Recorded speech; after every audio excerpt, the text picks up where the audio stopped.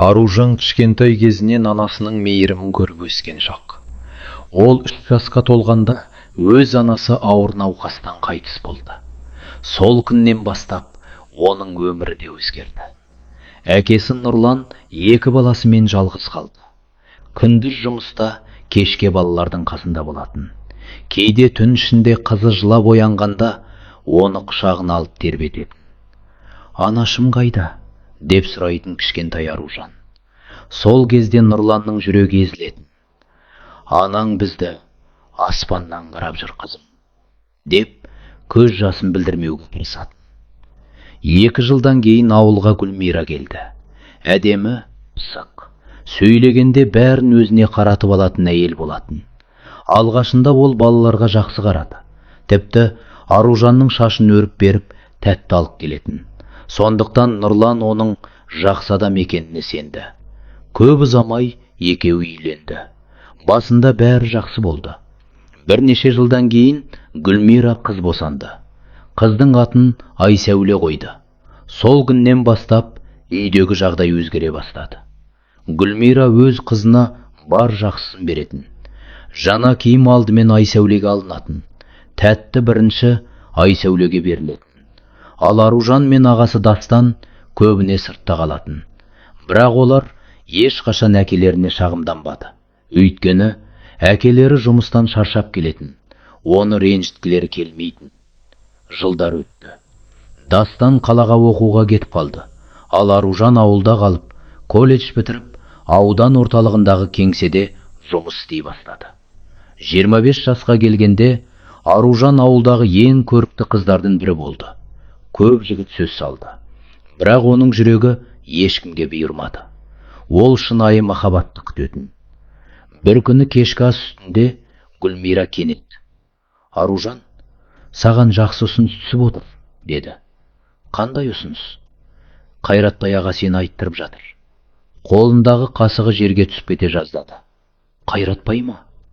«Иә, ол менің әкемнен де үлкен ғой». «Үлкен болса ше, бай адам, өмір бойы жоқшылық көрмейсің». Аружан бірден орнынан тұрды. «Мен оған тұрмысқа шықпаймын». Гүлмира қабағын түйді. «Махаббатпен қарын тоймайды. Бірақ мен оны жақсы көрмеймін». «Жақсы көріп кетесің». Сол түні Аружан ұзақ жылай алмады. Өйткені ол түсінбеді. Неге өгей анасы оны сонша асықтырып жатыр? Неге дәл сол кісі? Ол кезде Аружан білмейтін. Қайратбай бірнеше күн бұрын Гүлмираға 2 пәтермен қомақты ақша ұсынған еді. Келесі күні таңертең Аружан жұмысқа көңілсіз келді. Басынан өгей анасының сөзі кетпеді. Түскі уақытта аудан әкімдігі ұйымдастырған кәсіпкерлер форумына баруға тура келді. Ол құжаттарды тіркеп отырған. Сол кезде залға қара көлік тоқтады. Көліктен шамамен 28-дердегі жігіт түсті. Ұзын бойлы, сымбатты, қымбат костюм киген. Бірақ өзін қарапайым ұстайтын. Жұрттың бәрі оған қарап қалды. «Бұл кім?» деді бір қыз. «Ерсұлтан дейді, Алматыдан келген кәсіпкер». Аружан мән бермеді. Бірақ арада біраз уақыт өткенде қолындағы қағаздары жерге түсіп кетті. Қағаздар жан-жаққа шашылды. Сол сәтте біреу еңкейіп көмектесе бастады. Аружан басын көтергенде жаңағы жігітті көрді. «Кешіріңіз», деді ол күлімсіреп. «Ештеңе етпейді». Екеуі бірнеше секунд үнсіз қарап қалды. Сосын Ерсұлтан: «Сізге көмектесейін бе?» «Рахмет». Осылайша олардың алғашқы кездесуі басталды. Сол күннен кейін Аружанның ойынан Ерсұлтан кетпей қойды. Өзі де түсінбеді. Өйткені олар бар болғаны бірнеше минут сөйлескен еді. Бірақ жігіттің қарапайымдылығы көңіліне ерекше әсер қалдырған болатын. Әдетте бай адамдар өздерін жоғары ұстайды деп ойлайтын. Ал Ерсұлтан мүлде басқаша еді. Форум аяқталған соң Аружан жұмысына қайта кірісті. Кешке қарай қызметкерлердің бәрі естелік суретке түсті. Аружан да олардың арасында тұрды. Ерсұлтан да сол суретке түскен болатын. Осылайша бәрі аяқталғандай көрінді. Бірақ нағыз оқиға содан кейін басталды. Ертесі күні Әлеуметтік желіде әлгі сурет жарияланды. Көп адам мән берген жоқ. Бірақ суретті көрген Ерсұлтан ұзақ қарап қалды. Оның назары көпшіліктің арасында тұрған бір ғана қызға ауды. Ол Аружан еді. Сол күні кешке Ерсұлтан көмекшісін шақырды. Кеше форумда болған қыз туралы ақпарат таба аласың ба? Көмекшісі таң қалды. Өйткені Ерсұлтан бұрын ешқашан ешкім туралы сұрамайтын. Қай қыз? Ақ көйлек киген қыз. Көмекші суретке қарап күлді. Табуға тырысам. Ал бұл уақытта ауылда басқа әңгіме жүріп жатты. Қайратбай күн сайын Гүлмираға хабарласып отырды. Не болды? Көнді ме? Әлі жоқ. Тездет. Мен ұзақ күтпеймін. Уайымдамаңыз. Қайратбай трубканы қойған соң жымиды. Ол өмірінде қалағанын алмай көрмеген адам еді. Ақшаға бәрін сатып алуға болады деп ойлайтын. Тіпті адам тағдырында. Сол кеште Гүлмира тағы да әңгімені бастады. Аружан, ертең Қайратбайдың үйіне қонаққа барамыз. Мен бармаймын. Барасың. Бармаймын дедім. Сен әлі бала емессің. Болашағыңды ойлау керек. Менің болашағымды сіз емес, өзім шешемін. Сол сәтте үйге Нұрлан кіріп келді. Екеуінің дауысын естіп қалған болатын. Не болып жатыр? Гүлмира бірден өзгеріп шыға келді. Мен қызымның қамын ойлап отырмын. Қандай қам? Қайратбай секілді адамның көзі түсіп тұрғанда неге қарсы боламыз? Нұрлан үндемей қалды. Қайратбайдың дәулетін бүкіл ауыл білетін, бірақ қызының жасын да білетін. Сондықтан көңілі күпті болды. Ал Аружан көзіне жас алып бөлмесіне кіріп кетті. Сол түні ол терезе алдында ұзақ отырды. Кенет телефонына белгісіз нөмірден хабарлама келді. Сәлеметсіз бе? Мен Ерсұлтанмын. Кеше форумда танысқан едік. Аружан таңырқап қалды. Жүрегі дүрсілдеп кетті. Ол бірнеше секунд экранға қарап отырды.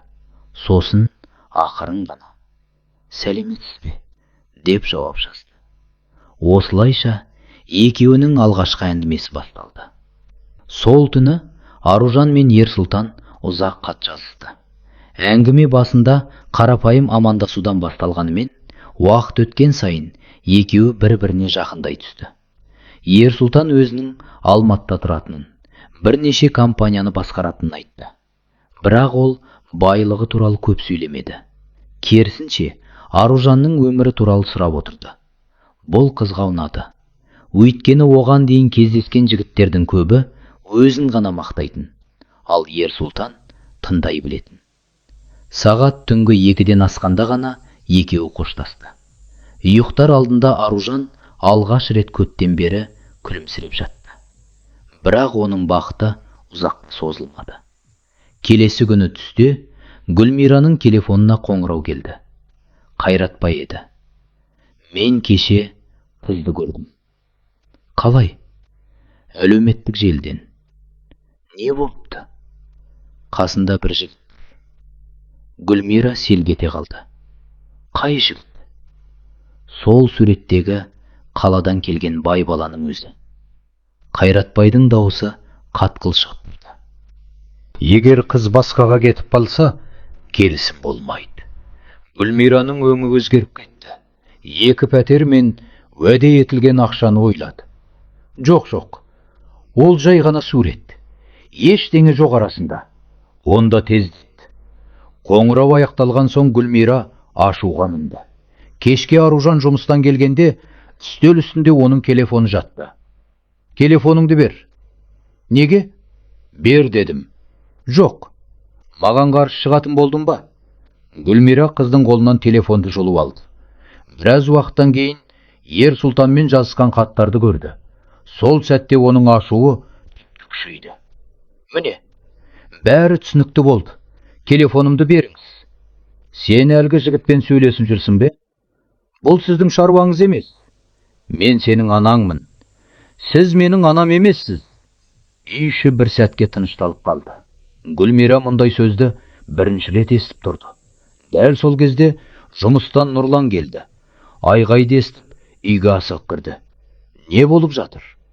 Гүлмира бірден жылаған болып шыға келді. Қызың маған дауыс көтеріп жатыр.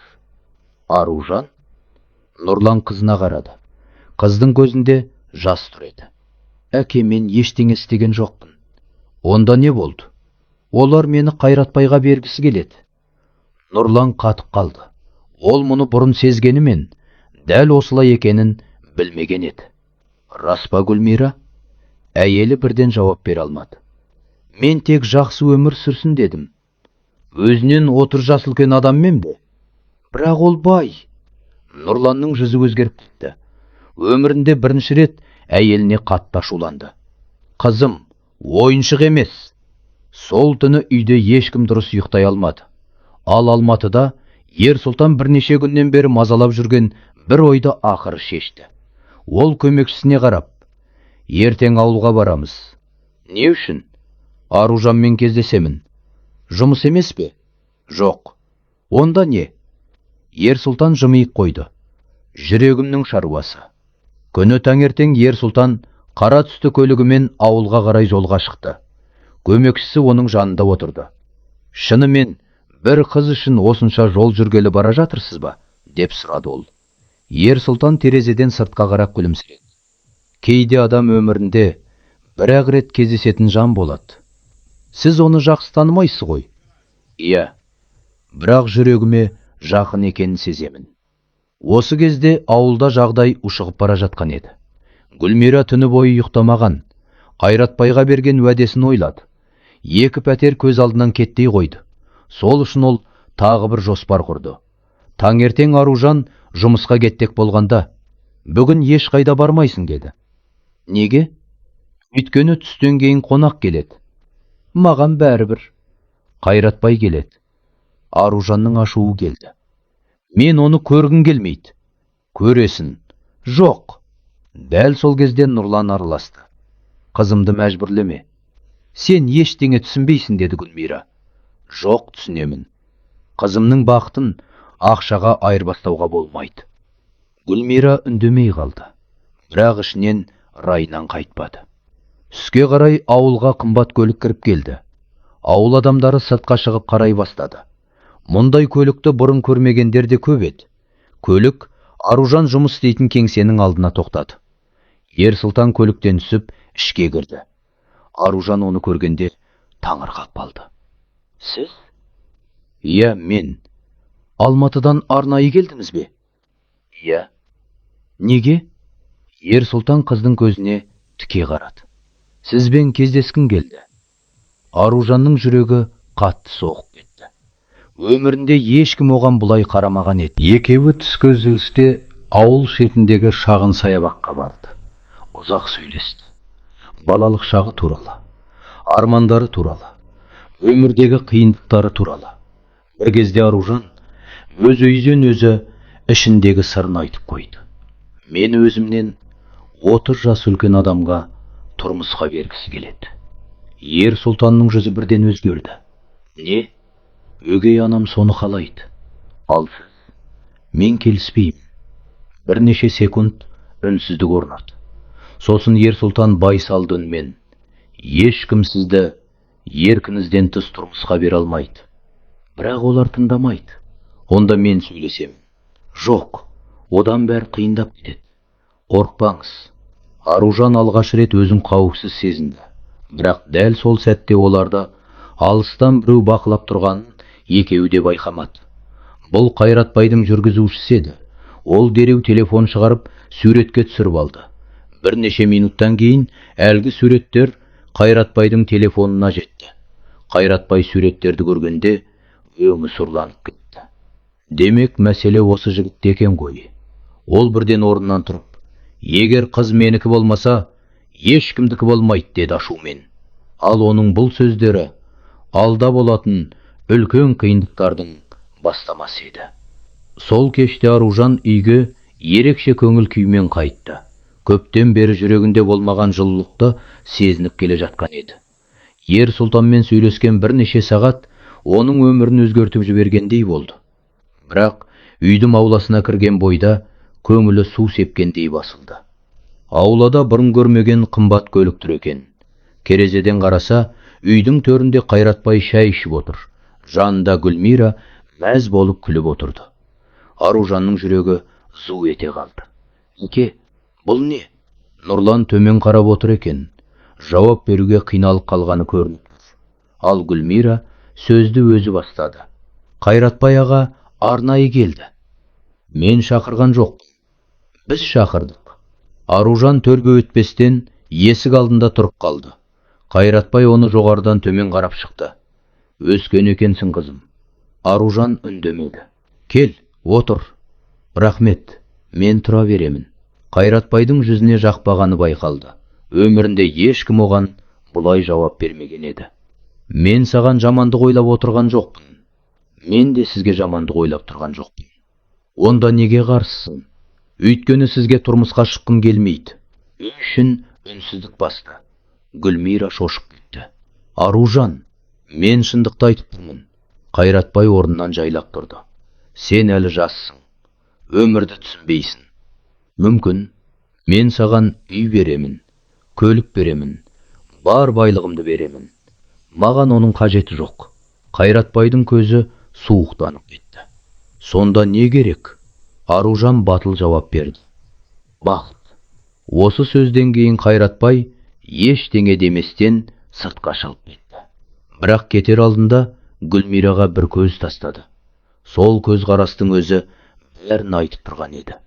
Көлік кетісімен үйде үлкен ұрыс басталды. «Не істедің сен?» деп айқайлады Гүлмира. «Шындықты айттым. 2 пәтерден айырылдық». Аружан қатып қалды. «Қандай 2 пәтер?» Нұрлан да таңырқап әйеліне қарады. Гүлмира айтқан сөзіне өзі өкініп қалды. «Бірақ кеш еді». «Қандай 2 пәтер, Гүлмира?» деді Нұрлан баяу үнмен. Әйелі үндемеді. «Демек рас па?» Нұрланның жүзі өзгеріп кетті. «Сен қызымды сатып жібермек болдың ба?» «Мен болашағын ойладым». «Жоқ, сен өзіңді ойладым». Бұл олардың 30 жылға жуық отбасылық өміріндегі ең үлкен жанжал болды. Сол түні Нұрлан алғаш рет бөлек бөлмеде ұйықтады. Ал Гүлмира таңға дейін көз іле алмады. Өйткені бәрі қолынан шығып бара жатқанын сезді. Бірақ ол бір нәрсені әлі білмейтін. Сол түні Ер Сұлтан өз әкесіне бәрін айтып қойған еді. Ал оның әкесі Қазақстандағы ең ықпалды кәсіпкерлердің бірі болатын. Олын тыңдап болған соң күлімсіреп: «Егер қызды шынымен жақсы көрсең, барып қолын сұра». «Әке, мен оны аз уақыт қана танимын. Кейде адам бір күнде таниды, ал кейбіреулерді 40 жылда да тани алмайды». Ер Сұлтан ойланып қалды. «Сонда не істеймін?» Әкесі жымиып: «Ертең ауылға бірге барамыз» деді. Ал дәл сол сәтте Қайратбай өз үйінде ашудан жарылардай болып отыр еді. Ол үстелді жұдырығымен бір ұрып: «Ол қыз бәрібір менікі болады» деді. Бірақ тағдыр оған мүлде басқа жоспар дайындап қойған болады. Келесі таң ерекше басталды. Нұрлан таңғы шайын үнсіз ішіп отырды. Ал Гүлмира оның көзіне қарауға батылы жетпеді. Кеше айтылып қалған 2 пәтер туралы сөз бүкіл шындықты ашып қойған еді. Аружан да әкесінің көңіл күйін түсініп отырды. Бірақ оған ең ауыр тигені, өзін туған анасындай көрген адам жылдар бойы ақшасын сатып жіберуге дайын болғанын білу еді. Сол күні түске қарай ауылға тағы бірнеше қымбат көлік берді. Ауыл адамдары тағы да сыртқа жинала бастады. Біреулер келіп жатыр. «Кім екен?» «Әлгі бай жігіт шығар» деген әңгімелер гүлдеп кетті. Көліктер Нұрланның үйінің алдына келіп тоқтады. Алғашқы көліктен Ер Сұлтан түсті. Оның артынан жасы 60-тар шамасындағы еңселі кісі шықты. Бұл Ер Сұлтанның әкесі Саятбек еді. Ауыл адамдарының көбі оның кім екенін білмейтін, бірақ ірі кәсіпкер екенін кейін еститін еді. Нұрлан сыртқа шыққанда қонақтарды көріп таңырқап қалды. «Ассалаумағалейкум». «Уағалейкумассалам. Менің атым Саятбек. Ұлым Ер Сұлтанның әкесімін». Нұрлан оларды үйге шақырды. Үйге кірген соң Гүлмираның өңі өзгеріп кетті. Өйткені ол бұл кездесудің Не үшін екенін бірден түсінді. Бірнеше минуттан кейін Саятбек сөз бастады. Біз сіздердің қыздарыңызды құрметпен сұрап келдік. Нұрлан үнсіз қалды. Ал Гүлмираның жүрегі зыл ете түсті. Қандай қызды?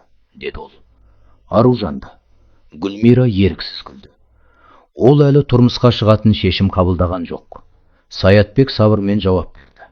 Сондықтан да алдымен қыздың өз пікірін тыңдаймыз. Осы сөз Гүлмираға ұнамады. Өйткені Қайратбай ешқашан қыздың пікірін сұрамаған болатын. Сәлден соң Аружан шақырылды. Қыз бөлмеге кіргенде Ерсұлтан орнынан тұрды. Екеуінің көздері түйісті. Сол сәтте Аружанның жүрегі ерекше лүпілдеді. Саятбек жылы жымиып, қызым, ешкім сені мәжбүрлемейді. Бірақ ұлым саған шынан шынайын ниетпен келіп отыр. Соңғы сөз өзімде. Үй іші тынышталып қалды. Аружан бір сәт әкесіне қарады. Нұрлан басын изеді. Өз шешіміңді өзің қабылда дегендей. Қыздың көзіне жас келді.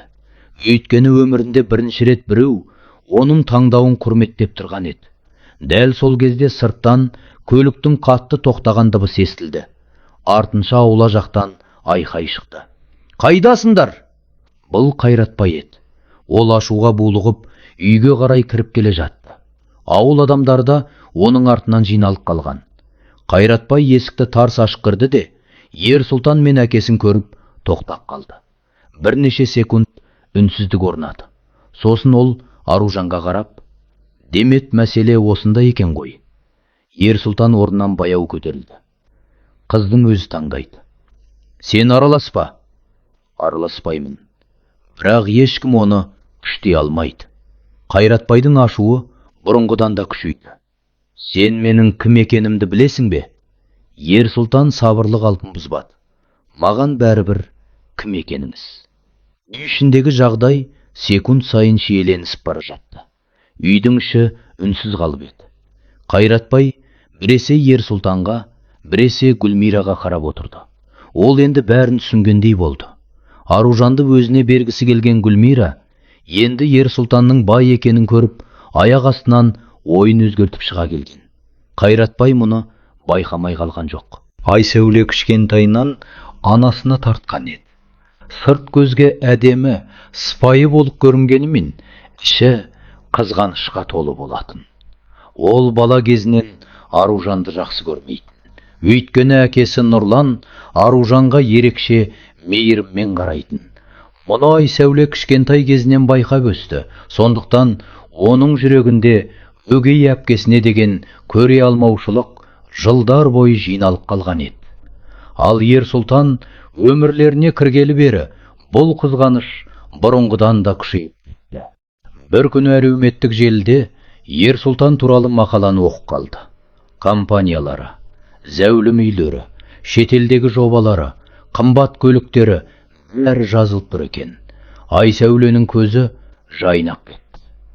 Мама, мына Ерсұлтан өте бай екен ғой.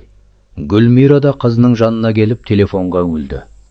Мен саған айттым ғой, осындай жігіт қалайша Аружанды таңдап жүр. Өзім де түсінбеймін.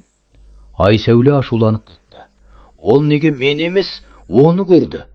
Гүлмира қызының шашынан сипады. Сабыр ет, қызым. Жоқ, мама, мен оған лайықпын. Әрине лайықсың. Осы сөздер қыздың ішіндегі қызғанышты одан сайын күшейтті. Сол күннен бастап Айсәуле әлеуметтік желіден Ерсұлтанның әр парақшасын қарап жүрді.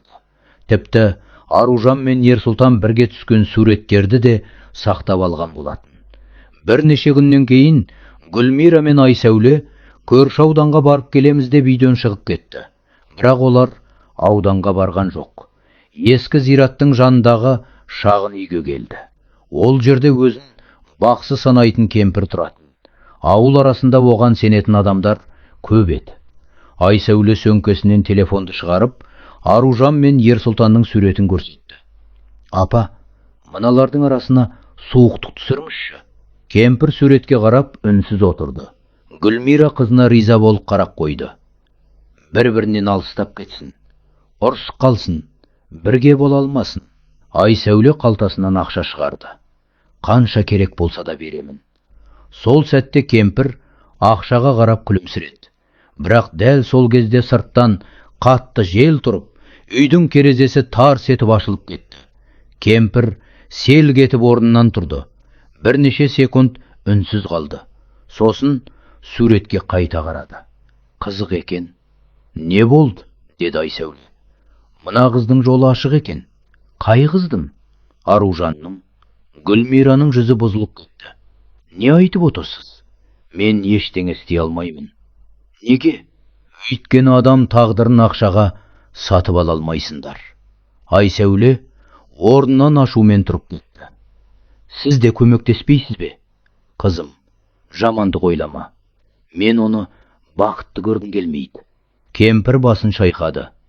Басқаның бақытына қызғанышпен қараған адам өз бақытының да есігін жабады. Бірақ Айсәуле тыңдайтын жағдайда емес еді. Ол ашуланып сыртқа шығып кетті. Көлікке отырған соң анасына қарап, егер ол жолмен болмайтын болса, басқа жолын табамыз. Гүлмира қызына қарап жымиып қойды. Иә, қызым, басқа жолын табамыз. Ал дәл сол уақытта Ер-Сұлтан Аружанға тосын сый дайындап жатқан еді. Және бұл жаңалықты естігенде Айсәуле мен Гүлмираның қызғаныштан іштері өртенетінін олар әлі білмейді. Бақсының үйінен қайтқаннан кейін Айсәуле бұрынғыдан да ашуланып жүрді. Ол Аружанның бақытты болғанын көре алмайтын, әсіресе Ер-Сұлтанның күн сайын хабарласып Аружанға көңіл бөліп жүргені жанына бататын. Бір күні кешке Айсәуле анасының бөлмесіне кірді. Мама, осылай қарап отыра береміз бе? Онда не істейміз? Аружанды Ер-Сұлтанның көзінен түсіруге. Гүлмира қызына қарап ойланып қалды. Өзі де дәл соны ойлап жүрген. Қалай? Өтірік болса да Аружан туралы жаман әңгіме шығарамыз. Қандай әңгіме? Бұрын жігіті болған дейміз. Ол аз. Онда ақша сұрап жүрген дейміз. Гүлмираның көзі жылтырап кетті. Міне, бұл жақсы ой. Екеуі ұзақ отырып жоспар құрды. Ал сол кезде Аружан ауылда әкесімен шай ішіп отырған еді. Нұрлан қызына қарап ұзақ үнсіз қалды. Сосын, қызым, кешір мен деді. Аружан таңырқап кетті. Не үшін? Осы уақытқа дейін көп нәрсені байқамаппын. Әке, сенің қанша рет ренжігеніңді енді түсініп отырмын. Аружан көз жасын әрең ұстап қалды. Өйткені әкесі алғаш рет оның жан жарасын байқап тұрған еді. Мен сізге ренжімеймін. Ренжуім керек еді. Жоқ. Неге? Өйткені сіз әрқашан мені жақсы көрдіңіз. Нұрлан қызының қолынан ұстады. Сол сәтте оның марқұм бірінші әйелі есіне түсті. Аружан дәл анасына ұқсап өскен еді. Мінезі де сондай мейірімді болатын. Ал дәл сол уақытта алада Ер-Сұлтан үлкен дайындық жасап жатқан. Ол әкесінің кабинетіне кірді. Әке, мен шешім қабылдадым. Қандай? Аружанға ұсыныс жасаймын. Саятбек күлімсіреп қойды. Ақыры жүрегіңді тыңдадың ба? Иә. Онда асықпа. Әдемі жаса. Сол үшін дайындалып жатырмын. Сол күні Ер-Сұлтан зергерлік дүкенге барып ерекше сақина таңдады. Ол сақинаны көрген сатушы әйелдің өзі таңғалды. Қалыңдығыңыз өте бақытты болады екен. Ер-Сұлтан жымиып қойды. Ал ауылда Айсәуле мен Гүлмира мүлде басқа жоспар дайындап жатты. Келесі күні олар жалған әлеуметтік желі парақшасын ашты. Содан кейін Ер-Сұлтанға белгісіз нөмірден хабарлама жіберді. Сіз Аружанды жақсы танымайсыз. Ол сізді ақшаңыз үшін ғана жақсы көреді. Хабарлама жіберілген соң Айсәуле мәз болып күлді. Енді көрейік. Гүлмира да риза болды. Осыдан кейін аралары бұзылады. Бірақ олар Ер-Сұлтанның қандай адам екенін әлі жақсы білмейтін. Өйткені ол әлгі хабарламаны оқып болған соң күліп жіберген еді. Ер-Сұлтан әлгі хабарламаны оқып болған соң бірден Аружанға қоңырау шалды. Сәлем. Сәлем, Ер-Сұлтан. Бір нәрсе сұрайын. Иә. Егер менің байлығысым болмаса, Менімен сөйлесер ме едің? Аружан бірден жауап берді. Әрине. Неге? Өйткені мен сіздің ақшаңызды емес, мінезіңізді ұнаттым. Ер-сұлтан күліп жіберді. Осы жауап оған жеткілік деді. Сол күні кешке ол ауылға келді. Аружанмен кездесіп ұзақ сөйлесті. Ал алыстан бақылап тұрған Айсәуленің ашуы одан сайын күшейді. Мама, неге ештеңе шықпай жатыр? Сабыр ет. Жоқ, мен оны көре алмаймын. Гүлмира қызының ойығынан құшақтады. Бірақ іштей өзі де мазасыз еді.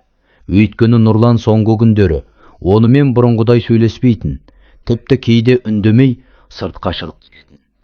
Бір күні кешке Нұрлан әйеліне қарап, сенен бір нәрсе сұрайын. Сұра. Аружанды шынымен жақсы көрдің бе? Гүлмира жауап бере алмады. Бұл сұраққа өтірік айту қиын еді. Сол үнсіздіктің өзі жауап болды. Нұрлан басын төмен түсірді. Жүрегі ауырды.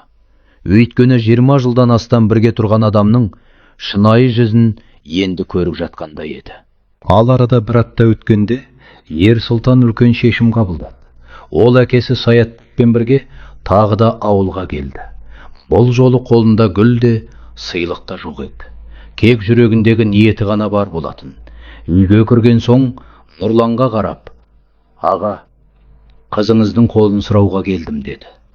Нұрланның көзіне жас келді. Қызымның бақыты болса екен. Сосын бәрінің көзінше соңғы шешімді Аружанның өзі айтсын деді. Аружан ұялып төмен қарады.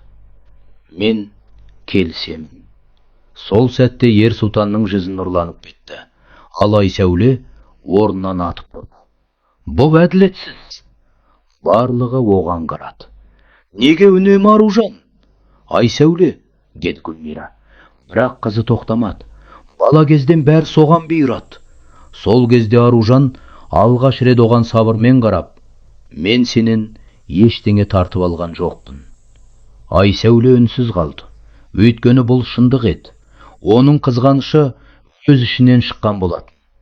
Бірнеше айдан кейін Аружан мен Ер-сұлтанның тойы өтті. Ауыл бұрын соңды мұндай той көрмеген еді. Бірақ ең қуанышты адам Ер-сұлтан да емес, Аружан да емес еді. Ол Нұрлан болатын. Өйткені қызының бақытын өз көзімен көріп тұрды. Ал Гүлмира ше, ол тойда отырды. Бірақ бұрынғыдай ешкімді басқара алмады. Нұрлан да өзгерген еді. Енді ол әйелінің әр сөзіне сене бермейтін. Айсәуле де уақыт өте келе өзінің қызғанышының оған ешқандай бақыт әкелмегенін түсінді. Ал Аружан болса ешкімге кек сақтамады.